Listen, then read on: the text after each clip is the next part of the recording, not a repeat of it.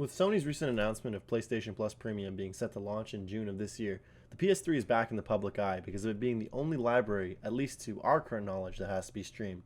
You see, within Sony's own confusingly worded update, they announced that PS1, PS2, PSP, PS4, and PS5 games will all be available to download and stream, which seems pretty standard if you have a subscription like Game Pass on Xbox. You pay a monthly fee and can download the games to your console and play them to your heart's content, or if you have a PC or PS4 or PS5, you can just choose to stream them if your internet is good enough. Think of it like the cloud version of games on Switch. Anyway, you don't get that choice with PS3 games. You can't download them to the console even if that's how you wanted to play them, unlike other libraries. The PS3 library that will be available on PS Plus Premium being streaming only brings up a huge issue when it comes to accessing older titles. If your internet connection isn't good enough, streaming just straight up won't be a possibility, like in certain areas of the world. Seriously, just look at the aforementioned Kingdom Hearts Switch port. Even with a good connection, it is awful to play and won't replace natively running the game anytime soon. Well, why is the PS3 cloud only then, you might ask? Is Sony just lazy? Well, yes and no. See, all PlayStation 3s use Sony's cell processor, and to tell you the truth, I don't totally understand the nitty-gritty of it. Modern Vintage Gamer already made a very informative video on the matter, so if you want more in-depth explanation, go watch his video. But for the purposes of this video, all you need to know is that the processor is tough to emulate, and thus the PS3 is hard to emulate. RPCS3, which is the leading PS3 emulator on PC, has been out for 10 years now, and only 67% of the PS3 library is playable according to their website as of the recording of this video. In fact, Polyphony Digital CEO and the creator of Gran Turismo, Kazunori Yamauchi, even described developing for the PS3 as a nightmare in a 2021 interview with The Gamer's Jade King. So we know for certain that the PS3 is hard to emulate, but not impossible. Considering it took the talented team over at RPCS3 10 years to get to 67% compatibility, we can assume Sony has their work cut out for them. Sony might be making moves behind the scenes to get emulation up and running properly soon, but it seems like it'll take a while longer to get it all the way there. In the meantime, you might want to enjoy the PS3 library properly and how it was always intended. I'd say now is the best time to jump into the PS3. I mean, after all, there's nothing really in the PS3 library that's stupidly out of reach yet, either due to rarity or price. What the fuck? Most of the games you'd probably want to play on PS3 are affordable and enjoyable, except for the Spider-Man titles, but I mean it, there's a lot of really great titles on the PS3 that won't absolutely slaughter your wallet. And for the rest of the video, I want to talk about a general overview of the PS3, my personal experiences, and some games I recommend if you're trying to either collect or build a nice PS3 library. When it comes down to the PS3, you have 5 options really. Some say 3, I say 5. If you like the fat model, then you have 3 choices. First is the launch model PS3. This is probably the best PS3 to buy if you like backwards compatibility with PS2 games. All PS3 consoles will play PS1 games, but only early fat models play PS2. These PS3s in NA are model numbers CECHA01, which is the standard PS3 you've probably all seen, and CECHB01, which was an all-black model with no Wi-Fi. The launch model PS3s came with the actual chipset of a PS2 on the motherboard, meaning the motion engine and reality synthesizer were on the actual motherboard of the PS3. This means PS2 emulation on these early PS3s is nearly 1-to-1. Now, I don't actually recommend this console unless you're really into PS2 because they're really prone to failure due to them heating up. Now, this isn't the launch model PS3, but it'll suffice for sake of example. I'm just too lazy to go grab the launch model PS3 off my brother. The launch model PS3 will come like so. Got that glossy black finish. One way to tell if your model is backwards compatible or not is that this silver finish will be more shiny and reflective in chrome, whereas on the non-backwards compatible models, it won't be reflective or shiny at all. It'll be a matte finish. Basic things, you get your card reader here, so you got CF, you got SD, and you got Memory Stick Pro Duo, at least that's what I remember it as from the PSP days. You have your basic HDMI, Ethernet. This is Wi-Fi compatible. And yeah, this is the model that will play PS2 games. If it's a launch model, remember, it'll play PS2, PS1, and PS3, and it'll do PS2 natively from hardware. And then the later models do software and hardware, and then the absolute late fat models won't do PS2 at all. The next line of PS3s in North America are model number CECHE01. This is another fat model, but unlike the launch model, this only has the reality synthesizer and not the emotion engine. This means the PS3 runs PS2 games through a mix of hardware and software emulation. It usually runs without a hitch, but some games you'll notice things like artifacting. I got mine for $60 off Facebook Marketplace, so you can still get lucky, but unless you're willing to commit to servicing and maintaining these last 3 console models, they'll probably just die on you, and they're both still pretty expensive in the resale market, fetching upwards of $200 to $300. Now, like I said, my model that I personally own, this is mine, is I paid $60 for it. It is a software emulation model, or where it only has one of the SoCs or one of the chipsets, so it'll do half and half. It'll do half machine emulation and half software emulation. Now, when it comes to owning these types of PS3s, you really want to make sure you're on top of the maintenance. So that means going in there, dusting it out, because the main failure point on these old PS3s, especially the fat ones, was overheating issues. So this old PS3, I have yet to open it, as you can tell by the void warranty sticker. I need to go in there, dust it out, potentially swap out the power supply to a more efficient one that'll create less heat. And then also on top of that, you can swap the fan out for, I think it's a 15-blade fan in there. There's a 19-blade fan mod in there that you can buy, or that you can buy and put it in there. Like I said, if you are into PS2, this is definitely the best PS3 to buy, or, well, the full hardware emulation model, but those ones are unreliable. These ones are also unreliable. So if you're not really into PS2, or you don't really care for PS2, or you already have a PS2 and you don't mind still using it, I would recommend avoiding these. They're kind of a headache, and if you're not really into like maintaining this, you so much as forget about it for a year, you could have a dead console on you. I personally recommend, if you do have a spare PS3, if you want to play PS3 games, just use your Slim or something like that. And then if you want to do PS2 through HDMI, then use your Fat Boy. But definitely the Fat Boy is the model to go if you have PS2 library. If you have a PS2 library you want to play. But remember, all PS3s do play PS1 games. So don't go buying one of these if you only want to play PS1. The next model is the Fat PS3 that has none of the perks of being a Fat PS3. No PS2 playback, not much in terms of storage rating, and less USB ports.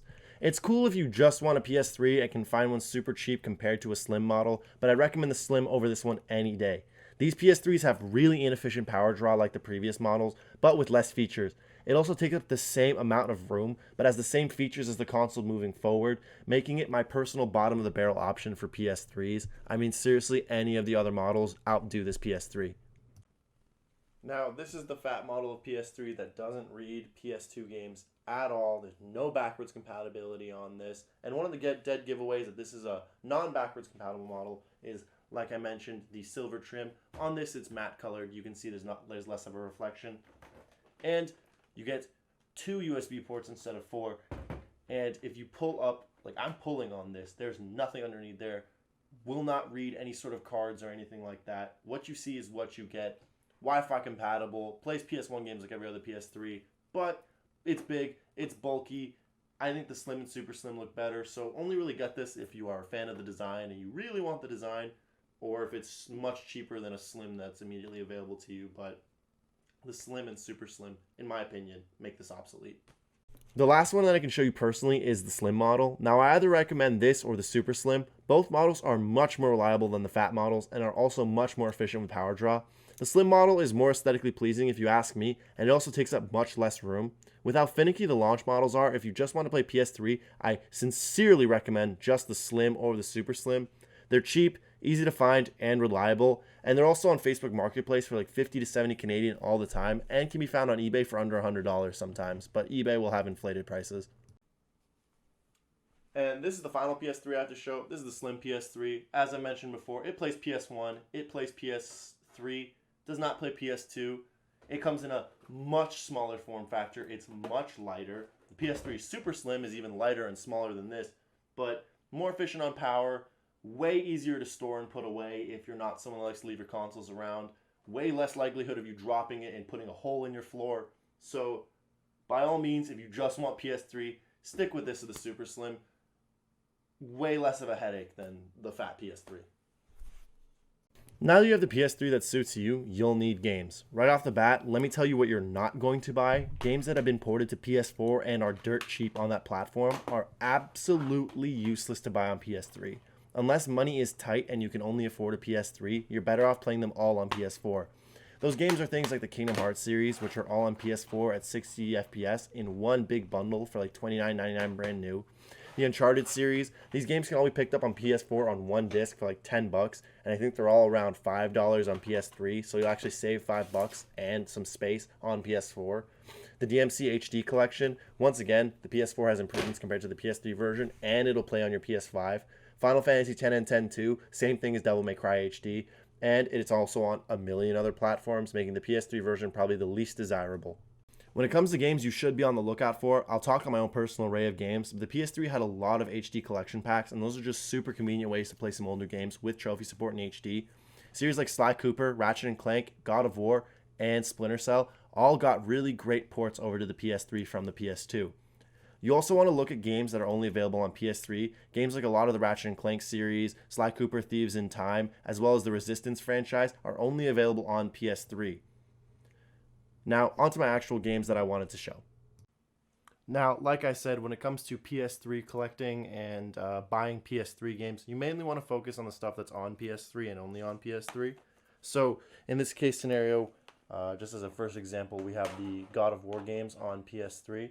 Now, this God of War saga, like I had mentioned, the HD collections, this is God of War 1, 2, 3, and then Chains of Olympus and Ghosts of Sparta as a code.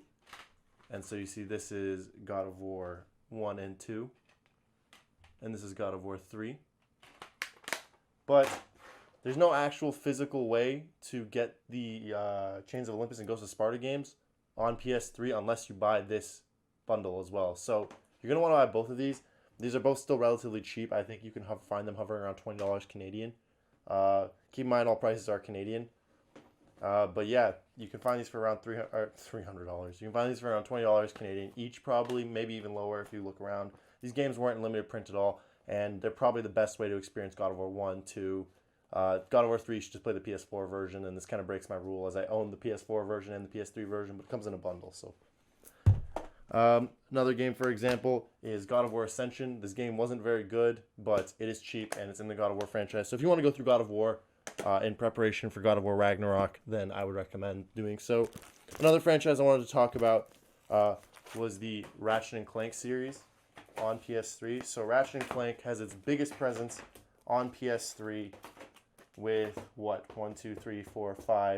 8 games all on PS3. Let me just get that out of the light. So all these 8 games are on PS3. Now, Into the Nexus and Ratchet and Clank Collection are a little bit more expensive. I think they're hovering around $50 each Canadian. But other games like Tools of Destruction, Crack in Time, All for One, and Full Frontal Assault, they can be all found at a relatively fair price. I think you should be able to find them all for around under $30. I wouldn't pay more than $30 for them. I honestly wouldn't pay more than $20 each for any of these games. These ones as well. It's only a matter of time before Sony puts out the originals again. I think we are in an age of remasters, of course. And then Into the Nexus went up a lot. In PAL regions, the Quest for Booty Code that came with Into the Nexus is actually a physical release, and that was PAL exclusive, and I think maybe Japanese territories got it. Well, Japan, not Japanese territories, but you didn't get that in North America. So if you want a Quest for Booty, you either have to hope that your code still works, which back in the day when I got mine used, it did work, or you have to get the European version. Now, another game I definitely wanted to point out was the Metal Gear Solid Legacy Collection. Now, this game is still on PS3. There's no ports of the Metal Gear Solid franchise as of now. You can only still get Metal Gear Solid 5 on next-gen consoles, or, well, previous gen now, and you can play it on your PS5, but if you want to play Metal Gear Solid 2, 3, Peace Walker, and you want access to the bande dessinée, which is French for comic book, for those of you who don't know, surrounding Metal Gear Solid, this is the best way to buy it. It comes with 4 as well, all on disc, so 4 is right there, and then you get all the previous ones. You also get the DOS versions of the games as well, not the NES versions. So this is the best way to experience this stuff without having to go get and fire up the DOS versions of the game. This is still relatively cheap, I believe. I think last time I checked it was hovering around $40, but I will make any corrections to the price as I go through it. I'm going to put that together later. And I also wanted to talk about some PlayStation titles that they're cheap, but they're fun. MotorStorm, it's kind of like an extreme sports, like rally type thing. Sonic Generations, if you want a physical copy of this, I do believe it runs on Xbox backwards compatibility on the Series X and the One, but the PS3 version is not a bad version to own at all. Red Dead Redemption, you can get a bundle, like this Game of the Year bundle, that has Red Dead Redemption, Undead Nightmare on it, all on disc. Undead Nightmare is available separately, and so is Red Dead. But if you want them all on one disc to save space, this is the version I recommend, the Game of the Year version. Shouldn't run you more than $10. I just wanted to show Ratatouille. This game is surprisingly expensive for what it is. For some odd reason, this is going for over $20, and it's just a licensed kids game. The HD version is awful. Avoid this game at all costs. But if you do find it cheap, might as well grab it, I guess. It would be something nice, I guess, to say you have in your collection as a joke. The Resistance games are also very cheap. You can notice on this sticker, I got this one for $2 at an old defunct game store here in Toronto. Skate is another great title. I'm not sure if this is on Xbox backwards compatibility, but Skate 3, you all know Skate 3. It's probably one of the most popular games of that generation. Sonic 06, not a lot of people like this game. I'm included, do not like this game. But if you do want to own it physically, you are stuck on the PS3 and 360. I'm not sure. I think that one's backwards compatible as well, but I'm not sure. I'm going to leave those over there. And now I want to move into stuff that's, I guess, a little bit more... Oh, no, wait, we still have these. So, stuff like Gran Turismo 5, this is really cheap, but you get a good bang for your buck. It's a very high-quality racing game if you are into stuff like that. You know, the Little Big Planets, you have Little Big Planet 1 and 2. These are both on PS3, and I highly recommend them. Little Big Planet 3 wasn't that great. So, Little Big Planet 1 and 2 being on PS3 and being so cheap, I think they're like $10 a pop. You could probably find it cheaper, like on your classifieds websites. Highly recommend these games. I actually need to pick up Little Big Planet 1. My brother has a copy. Dante's Inferno. This is like a God of War style type game, a action game from, I want to say, mid-life cycle for the PS3 and 360. It's actually pretty good, based on the biblical story of Dante's Inferno. So I don't know anything about religion, but I know that. Much better game than I gave it credit for back in the day. It is actually still holds up to this day, and it's not very expensive at all, and it's great to pick up on PS3. You got stuff like Killzone 2, which had a lot of controversy around it at launch, but it is a great game nonetheless. And the Infamous series, these games haven't even been ported to PS4, so they're still stuck on PS3, and I highly recommend them. They are fantastic games. They are just fun, and they represent kind of like this, I guess, shift in gaming back then. Now I want to move on to titles that are, I guess, stuck on PS3 with little to no likelihood of them ever being ported. So those are games like Driver San Francisco. Unless Ubisoft wants to go back through and pick up all the car rights again, Driver is stuck on PS3 and 360, and I think you can like finagle your way to get a PC version if you can somehow find a key for it. But Driver San Francisco, I highly recommend. I found this one at a thrift store for $6. It's not very expensive. I think on its own it's like 20, 25, no more than 30, but I wouldn't pay more than $20 for this game. Highly recommend it. It's a very fun game. The Simpsons Game by EA. Now, EA no longer has the rights to The Simpsons, and so, or at least this game has been delisted. I'm not sure about EA's general relation with The Simpsons, but EA published this game. EA no longer has the rights to publish this game, so this game is stuck on PS3 and 360, and it's actually gone up a little bit in value. I'd grab it now before it gets expensive if hit and run is anything to go by. But it's not a bad game at all. It's actually pretty fun if you play it. Ultimate Alliance 2. I'm surprised this one hasn't gone up in value considering the next game on the list, Spider-Man Edge of Time, really has. And a lot of the Spider-Man titles are like, we're talking like around $100 CAD. Because these games can no longer be printed because Activision has severed ties, or Marvel severed ties with Activision. Not in like a bad business way. Disney ended up buying Marvel, and Disney had its own in-house studios at the time. So currently Activision does not have the right to publish any Marvel games that they made in the past. So games like Ultimate Alliance 2, and all the Spider-Man games. Ultimate Alliance I definitely recommend hopping on before that goes up in value. I could see that going up in value, especially if people get nostalgic for it. And then I want to talk about some games that are either already rare or that will get rare. Mainly I wanted to talk about these four. So you have 3D Dot Game Heroes, which a lot of you guys probably already know. 3D Dot Game Heroes is like a Zelda type game, but the caveat is that you get to design your own character, and you get to design and model every frame of animation, and it's really cool actually. You can make all these ridiculous character animations, and it's just the novelty of it all.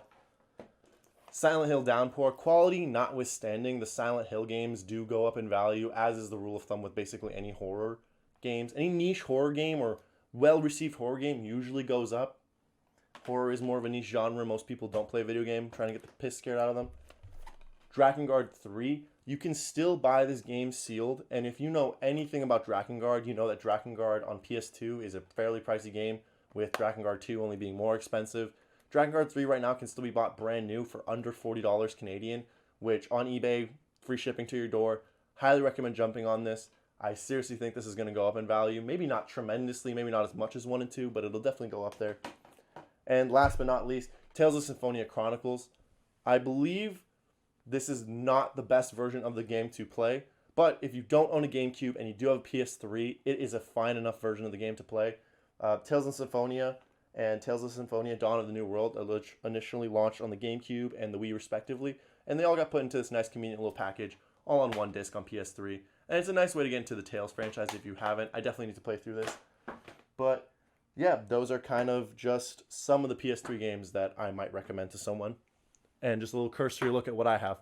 All in all, I think the PS3 still has a place on any entertainment center even in 2022. This console was just so ahead of its time, and there's a reason why people want Sony to take it seriously even roughly 16 years later. A lot of these games deserve to be recognized and preserved at the very least, and I hope this video opened your eyes to the countless amount of hours you can spend having fun with your PS3. Now, as with any recommendation video, there's no chance I could have played all the games the PS3 had to offer, and if I didn't mention your favorites, please mention them in the comments below, as I would love to hear about your recommendations on what to play. Anyway, thanks for stopping by. If you liked the video, I'd really appreciate a subscription and maybe even a thumbs up if you liked the video enough. This has been Cheffi. See you guys next time.